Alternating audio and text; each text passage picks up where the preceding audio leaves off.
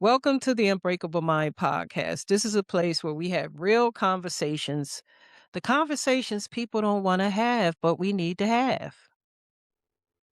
So let's have that conversation today. Today, we're talking about letting go. All right. Let me ask you something. How many of you are tired? Not because you're doing too much, but because you're holding on too much.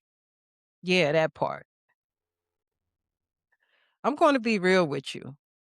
I used to be that person. I'd give people chance after chance after chance. I'd overlook things, I'd make excuses, I'd try to understand people. And I told myself, I just got a good heart. That's just me. I have a good heart. But what I didn't realize was I wasn't just being kind, I was overextending myself. Having a good heart does not mean you're supposed to tolerate things that hurt you.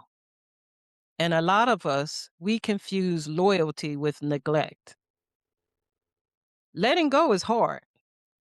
Don't get me wrong, because we get attached to memories, attached to history, attached to the potential, attached to who we thought that person was going to be. And let's talk about it because this is a part people avoid. Sometimes the people you have to let go of are the ones closest to you. Yeah, family, friends, people you built history with. Have you ever felt like the moment you started growing, some people around you got uncomfortable? Be honest. Here's the truth. People don't always have a problem with you. They have a problem with the version of you they can't control anymore.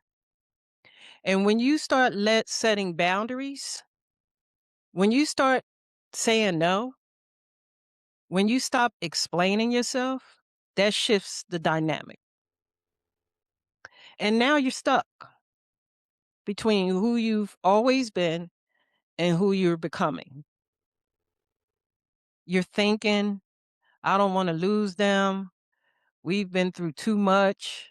But at the same time, your peace is being disturbed. You cannot heal in the same space that's hurting you. Let me tell you something. Holding on will cost you more than letting go ever will. It'll cost you your energy, your growth, and sometimes your identity.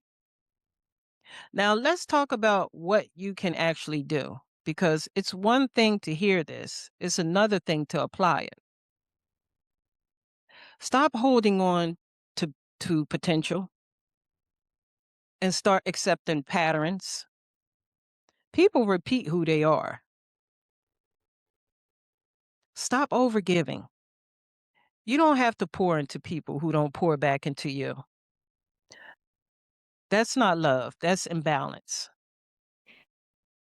Boundaries are not you being mean, they're you protecting your peace. Let go without explanation. Everybody doesn't need a long message or a final conversation. Sometimes silence is your closure. Choose yourself. This one is hard. You have to choose yourself, even when it feels uncomfortable. And let me ask you something. What are you holding on to right now that you know? Put it in the comments. I want to know. I'm curious. What do you need to release? What if letting go is not your loss? You know what I mean? What if it's your upgrade? You can't step into your next level holding on to what's meant to stay in your past. Let it go. The moment you let go, you create space for peace, for clarity, for better. And this is exactly why I created my children's book, because emotional awareness, learning how to process feelings, learning how to release things that hurt you, that should start early. This book isn't just for kids, it's for parents, it's for families.